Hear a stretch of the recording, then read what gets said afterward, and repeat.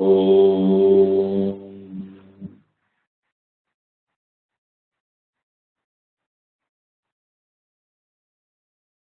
Before we commence our study, we will do Vachika and Manasika Namaskara, starting with Mahaganapati, Vigneshwara. Ado Vigneshwara Namaskaraha, Anantaram Anyadevata Namaskaraha. First, we will offer our salutations to Vigneshwara and then salutations to other devatas. Then we will start our class. Vignanam Ishwaraha Vigneshwaraha. Vignanam Nayakaha Vinayakaha. So Vigneshwara is the Nayaka, is the hero of obstacles. Vigneshwara is the lord of obstacles. And he is also the remover of obstacles.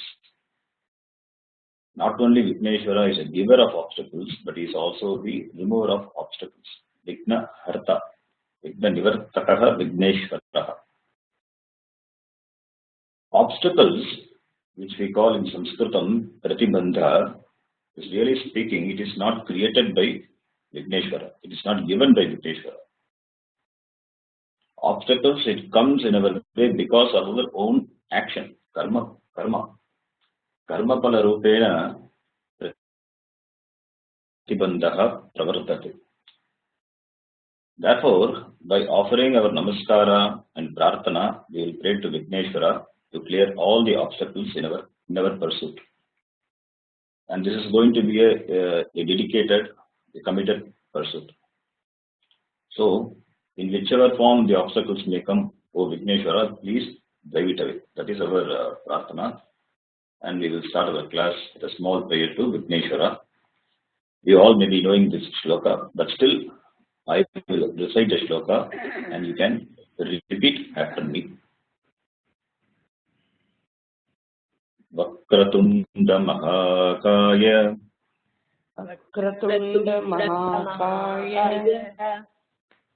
Surya Koti Samaprabha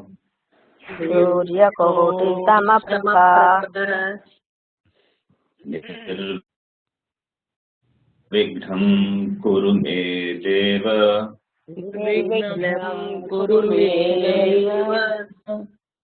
Sarva Karyeshu Sarvada.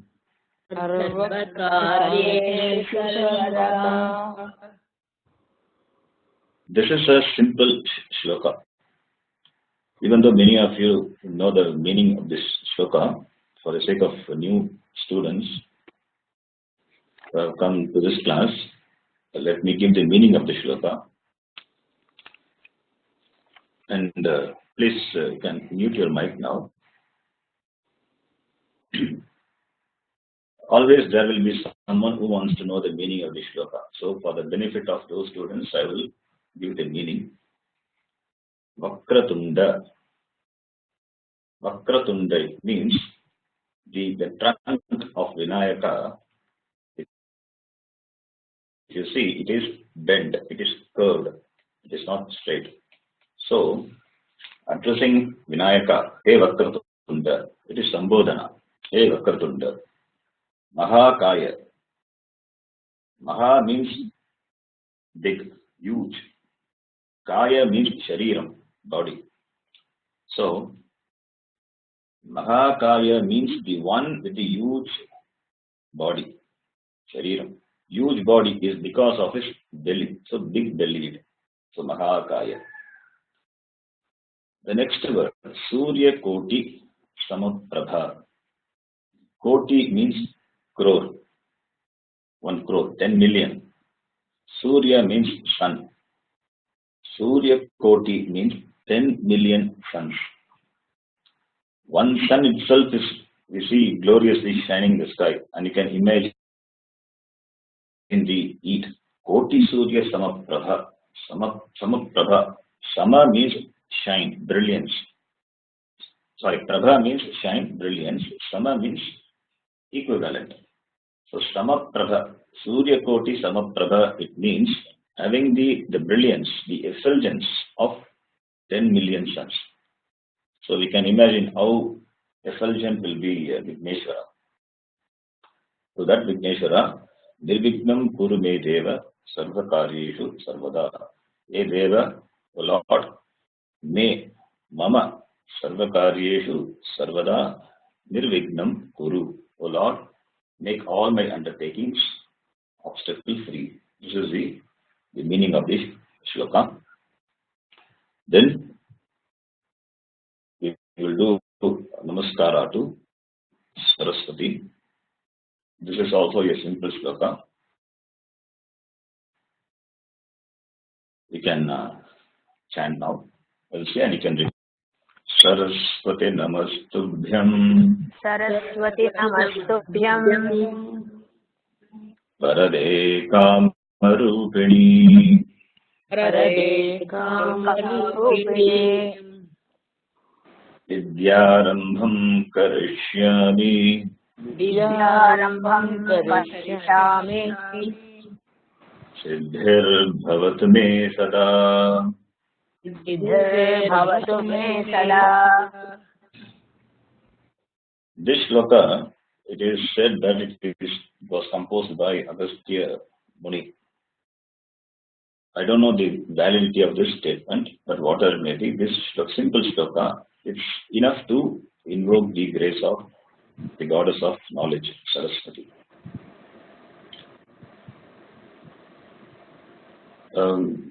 Somebody has switched on the video. Can you please switch off?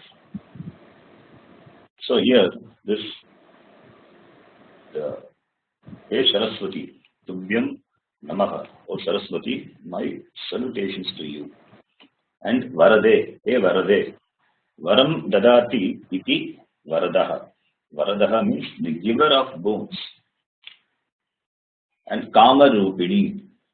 This Hey Saraswati, Varade, Kamarupini, all these are Sambodhana, addressing Saraswati. Kamarupini, the one with a pleasing form. Saraswati. Aham Vidya Arambham Karishyami. I am going to start this study. Sada Siddhihi Bhavatu. May I accomplish success in my undertaking always. Sada, Sarvada. That is the meaning of this simple shloka. So next, we can offer our namaskara to Dakshinamurti. I will recite, you can repeat after me. Gurave Sarvalokanam. Gurave Sarvalokanam. Vishaje Bhavaroginam. Vishaje Bhavaroginam. Nidhaye Sarvavidyanam. Nidhaye Sarvavidyanam. Dakshinamurtaye Namaha. Dakshinamurtaye Namaha. I am not giving the meaning of all the shlokas today. So, if I give the meaning of all the shlokas, then it will take a lot of time. So, I will give the meaning of the shlokas which we are going to recite in the next class. I will give the meaning. So now you can repeat after me. Ishvaro Gururatmeti. Ishvaro Gururatmeti. Murti Bheda Vibhagine. Murti Bheda Vibhagine. Vyomavat Vyapta Dehaya. Vyomavat Vyapta Dehaya. Dakshinamurtaye Namaha. Dakshinamurtaye Namaha. Then we offer our namaskara to Lord Krishna. Vasudeva Sutam Devam. Vasudeva Sutam Devam. Kamsa Chanuramardanam. Kamsa Chanuramardanam. Devaki Paramanandam. Devaki Paramanandam. Krishnam Bande Jagadgurum. कृष्णं वन्दे जगद्गुरुम् Krishna Namaskara is important. Why? Because he is the Acharya of the Gita. He is a teacher of Gita. In the context of Gita, Krishna is not a person as we look upon him from the standpoint of Purana. In Gita is Bhagavan. He is Ishvara.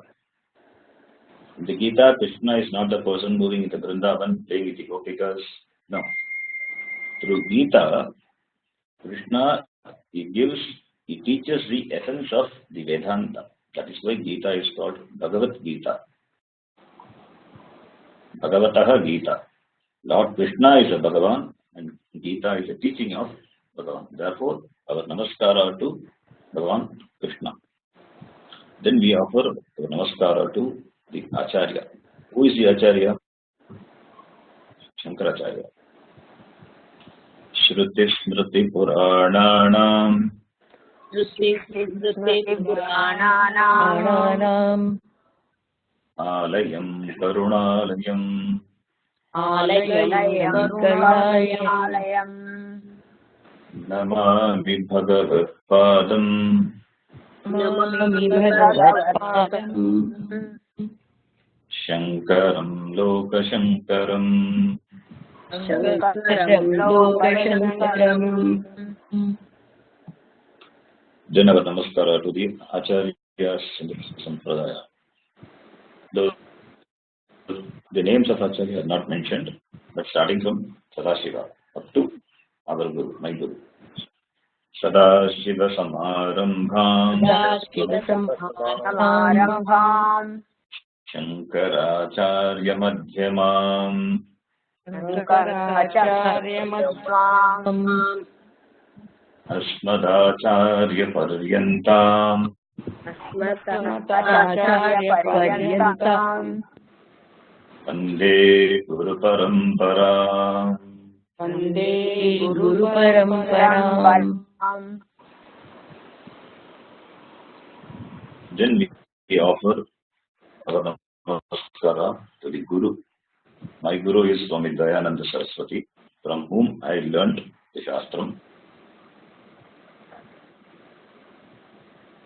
And you can see the shloka in the PowerPoint. This shloka was composed by me. I composed this shloka. This is a simple shloka. You may know the meaning, or I will tell you the meaning of the shloka in the next class. Through this shloka, I offer my humble namaskara to Swamiji. Sakshat Dayanandam Natva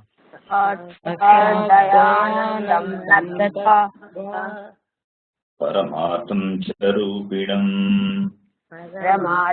परमार्थञ्चरूपिणम् Tattva Jnanasvarupaya तत्त्वज्ञानस्वरूपाय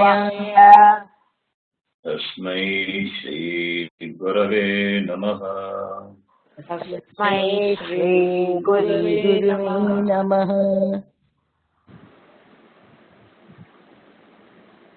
Then we chant the Shanti mantra. This is a mantra. Many of you know. So I will chant, you can repeat after. Om Sahana Bhavatu सहना भवतु Sahanau Bhunaktu सहनौ भुनक्तु Sahaviryam Karavavahai वीर्यं करवावहै Tejasvinavadhitamastu ma vidvishavahai तेजस्विनावधीतमस्मा विद्विषावहै Om Shanti Shanti Shanti. ॐ शान्ति शान्ति शान्तिः. Okay. Now you can mute your mic.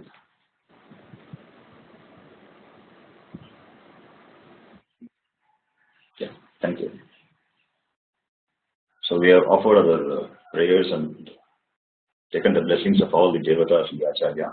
Now we will enter into the general introduction. And first, let me say, Gita Shastra Shikshanaya Agatavatam Sarvesham Swagatam. Mama Abhinandanani cha. I welcome all of you to pursue the study of Gita Shastram, which is a Moksha Shastra. So I welcome all the interested students to this committed study of Gita.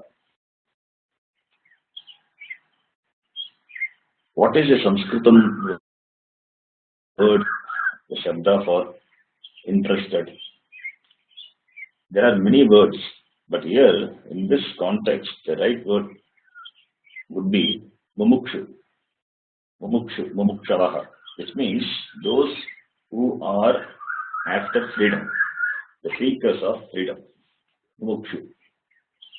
When you show interest in learning Gita, it shows certain commitment to the pursuit of freedom. And freedom in Sanskritam is called Mokshaha. Some may have the curiosity to know what Gita says and therefore want to learn. But later they become Mumukshu, the seekers of freedom. And Shastra, it addresses all of them with kind words, calling them Hey Soumya. Hey Soumya, it means, oh pleased one, oh beautiful one. Hey Soumyaha Sarvesham Mumukshunam Suswagatam. This is not a calling of Shastra. I address you. I welcome all the lovers of freedom, the Mumukshus, to study Gita, because Gita is a Moksha Shastra. And I'm very happy to share what I learned from my Guru and being instrumental in transferring this, the knowledge conveyed by Gita Shastram through my Guru to you. And before we proceed further, there are certain points which I would like to mention. The study of any Shastram, whether it is Upanishad or Gita or anything, it should be done with reverence. The attitude is very important. The knowledge which we gain by the study of Shastram, it is not like any other knowledge. Therefore, you can sit before the computer with the same attitude as you sit for the puja. When you sit in front of the altar before doing puja, you prepare yourself for the puja. The same way, you should assemble yourself before the computer, before you study. That attitude is important. And the knowledge, what the Gita Shastram gives, it's a liberating knowledge. If the person is fit to receive this knowledge, it will definitely work for him. There is no samshaya, there is no doubt in this. Therefore, for this knowledge to do its function, one should be prepared to receive. That preparation is required. So, as a part of preparation, what you should do is, you should allow the words, the teacher, to do its function. The words of the teacher should be allowed to do the function. How? By complete surrender. Surrender means that your focus should be only on listening. You should not do any other work and also listen. And you should not have any samshaya, doubts in what the teacher says. In the beginning, some shraddha is required. That is, we call pending understanding. You can have shraddha in the words of the teacher than the words of the Shastram, because the words of the Shastram and the teacher, they are not different, they are same. Therefore, you can have a pending understanding, that's what we call shraddha in the beginning. Then the Shastra definitely will work. So therefore, when you listen to the Shastram, you should be totally available to listen, for listening. So dedicated listening is important. And if a person is not prepared, Shastram will not work. But at the same time, the same Shastram, it will make oneself fit also by listening to it. That is the beauty of Shastra. And Yogyata, if it is not there in a person, then the result of the Shravanam, that listening to the Shastram, will not happen. But the Yogyata also comes to a person by listening, by exposing oneself to the words of the Shastra. That is the greatness of Shastra. Shastra being a Pramana, which we are going to see later. Therefore, make yourself free at least 10 minutes before the beginning of the class. Log in before 5 minutes. You can close your eyes and wait for the class to begin. And don't entertain any other thoughts dominate your listening. You be present completely. And listening can be effective only if you are totally available. Otherwise, the words entering your ears will not give knowledge. Listening, understanding, and assimilation. All the three are important for the words of the Shastram conveyed by the teacher to do its job. And it is said that the effective attention span for the average human being is around 45 minutes. So we will keep the class restricted only to 45-50 minutes. I will try not to exceed the time limit. You can have a notebook and a pen and take notes. If you have any doubts, you can note them and you can ask me at the end of the class, not in between. And you can keep your mic always in mute condition unless we recite or chant some shloka and mantra. And I will regularly post my classes either in my Google Drive or in our website. You can download and listen to it whenever you want. But that should not be the excuse for not attending the class. Attending the class is the primary thing. If there are some pressing situation which you are not able to attend, then you can listen to the classes which are available in our website or in my Google Drive, which I'm going to share with you. At the same time, don't feel guilty if you miss any class because of any situations. You can always listen to the recordings also. So both things are there. So we need to have a balance. And this class will proceed in a slow pace. I will repeat the same thing wherever required and many times also. This is not a defect. This is how the Shastram is taught. And when I told my Acharya, who was the Gurukulam who taught me, Swami Sakshat Putanandaji, he told me, you do the Gita class elaborately. You take as much time as required to explain each shloka. That is what the advice he gave me. I sent an email to him asking for his Ashirvadam blessings, and he sent. In that he has mentioned this. So I will proceed in a slow pace. There will be repetition. Only by repetition certain things will be cleared. So that is why it's called repeated Shravanam, repeated listening. All our doubts, the Viparya, the Samshaya, it will go only by continuous listening, repeated listening. And I am planning to give a very detailed elaboration as an introduction. Starting with the introduction to Shastram itself. Gita is a Shastram. Shastram means Shastram. We will retain the word Shastram. I will try to avoid using the word scripture.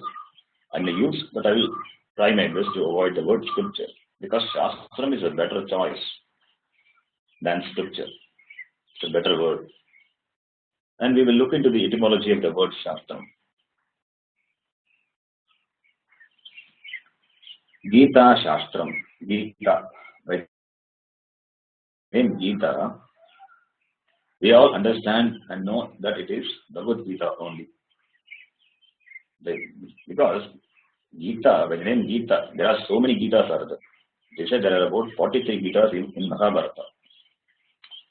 So, but we know by the Gita, the very word itself, we know it is Bhagavad Gita because the book of Gita is so famous that we all at least know the name, if not the content. The teaching we may not know, but the name at least we know, Bhagavad Gita. That is why when I said Bhagavad Gita class I'm going to start, many people subscribe. I was worrying because more than 25 people have subscribed. And our WebEx will not allow more than 25, 24 plus 1. So if anybody tries to log in after the class begins, after 25 people are there in the class, including me, then they won't be able to log in. And I know all the people those who have subscribed also will not attend. So we are safe, so no issues in that. Okay, and to study Gita and to have the traditional way of listening, to have exposure to the traditional way of listening, we should have done some punya. Some punya karma we should have done. Otherwise, we will not get a chance to get exposed to the teaching, the traditional way of learning Gita. Gita for the matter, Shastra, Upanishad. So, and therefore, it requires a certain attitude on the part of the student, without which the student will not subscribe for the class. And that clearly shows that you have Atma Kripa. You have Atma Kripa. Atma Kripa means the blessings of yourself. You need the blessings of yourself. Atma Kripa is that you have taken the effort to log in and sit in front of the system to listen to the Gita. That itself reveals your interest, your mumukshutvam towards learning, and also your value and importance for the Gita. And that is Atma Kripa. If you have Atma Kripa, then Shastra Kripa and Ishvara Kripa, that will follow automatically. Shastra Kripa is the blessings of the Shastra. So Shastra Kripa, that the grace of the Shastra is very important. And Ishvara Kripa, blessings of Ishvara. Atma Kripa is the first and the important thing, and it is required all the way. And when you listen to the teaching, this market don't do any other work. For the Shravanam to give its result, its expected result, one should completely available for the words to do its function. So it should be a dedicated study. 1 hour at least you should keep yourself away from all your mundane transactions. You can keep your mobile away. You can sit in a place in your house where there is no disturbance. Because Gita is not gathering information, it is knowledge, jnanam. And knowledge takes place only through listening. So your ears are important. Only one sense organ should function when you listen to Gita. What is that? Your ears. Other organs should be suspended from its function. Only the words of Gita should be allowed to enter your mind. Therefore, you withdraw your mind from other sensory activities. That is called Shravana, listening. And I will use many Sanskritam words, and I will give the translation of those words also. Some Sanskritam words, they don't have exact or even equivalent words in English or in other languages. Therefore, I will use the Sanskrita Shabda, and you will be familiar with those words over a period of time because of my frequent usage. So you don't have to worry about it. You all know that Gita is in Sanskritam. Sanskritam was the spoken language of those times, and Gita is in Sanskritam. Because many of us don't know Sanskritam, we depend on translations. And these translations of Gita, there are so many translations available. You can pick up any book from the bookstore, any bookstore, and this translation, it causes serious distortions in understanding what the Gita Shastram says. There are many people who talk on Gita without knowing the language. The language is in Sanskritam. Without knowing the nuances of the language, And therefore the meaning of the words and the sentences, it is not possible to understand the Tattparya of the Gita. Tattparya, it means the intended meaning. Jnana means knowledge. Tattparya Jnanam means ascertained knowledge.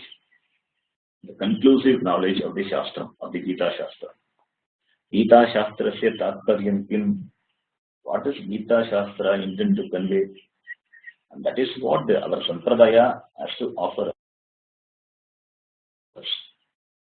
Sampradaya means tradition, the teaching tradition. When you come under the Sampradaya, you will get what Gita has to offer. Gita has a certain committed teaching. Unless you learn the Gita or the matter, any Shastram from the teacher, you can mislead yourself. There are so many translations of Gita available. Some modern thinkers, they have translated Gita according to their own understanding. For example, the view of Bhagavad Gita towards Gita, it is different. He's not a modern thinker, but still, his view of Gita is different. And according to some non-believers, Gita is a pet talk between Krishna and Arjuna. And one Christian bishop, he said Gita is a book of violence because Krishna instigated Arjuna to wage the Kurukshetra war, which was absolutely destructive, killing millions of people. And this is the understanding of some people. Even many Hindus, they don't know what Gita conveys. That is the reality. In the school, we have learned Gita is the holy book of Hinduism. If you ask any child, they will say, "What is your holy book?" Gita. Gita is not only the holy book. The whole Vedas is our book. They can use the word book. The vision of Gita is not different from what Vedas says. Therefore, Vedas being holy and sacred, Gita is also sacred. It's a sacred knowledge. Therefore, before we enter into Gita, we should have a brief overview of our Veda Shastram. This is how we are going to proceed and develop the discussion, and we will appreciate the connection when you listen. First, we will discuss on Shastram in general, how they are classified, and discuss different matas, views. Then the significance of Vedas as a part of the Shastram. Then we will have a brief overview of Vedanta and how the vision of Vedanta is unfolded by Vyasa through Krishna in the form of Upadesha given to Arjuna in Gita. And then before we get into the first chapter of Gita, we will discuss the background for the necessity of Gita-Upadesha. Since the teaching of Gita is not different from the Upanishads, Gita is also called Gita-Upanishad. Gita-Upanishad, Gita-Upadesha. In the chanting class you would have learnt, at the end of every chapter we chant Om Tat Sat Iti Srimad Bhagavad Gitasu Upanishadsu Bhagavad Gitasu Upanishadsu. So Bhagavad Gita is an Upanishad. So the teaching of the Upanishads and the Gita, they are not different, the same. So Gita Upanishad, they are going to study Gita Upanishad. This is how we are going to proceed. And it will take a few classes to get into the actual text. It doesn't mean that these classes are not significant. Without understanding this, the study of Gita is incomplete. And today being it's an introduction class, so I'm not going to get into the introduction of Shastra. Today is very just me, so we are starting our class. And we will get into the subject matter from the next class. Therefore, we will start with the introduction to Shastram in the next class. So today we will conclude here. And when we conclude, we chant this Shanti mantra that you can repeat after me. So this is the Shanti mantra which we will chant at the end of any class, whether it is Gita or Upanishad.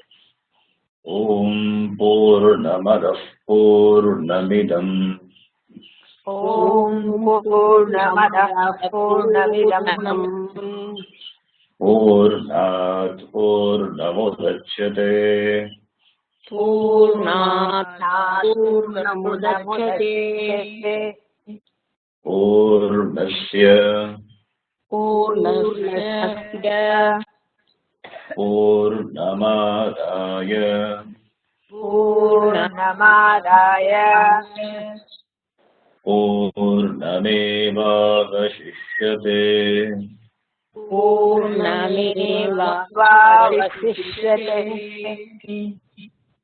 Om Shanti Shanti Shanti Om Shanti Shanti Shanti Shanti. Saranavavatu and this Shanti mantra, you keep repeating it, chanting it. You have to chant it. Purnamada, Om Purnamadah Purnamidam Purnat Purnamudachyate Purnasya Purnamadaya Purnamevavashishyate. This is how you have to chant. The swaras are there.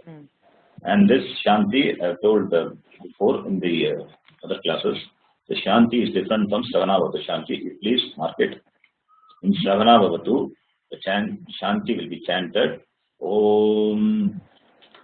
How do you chant in Saranavatu? Om Shanti Shanti Shanti. That is the Shanti. The T is down.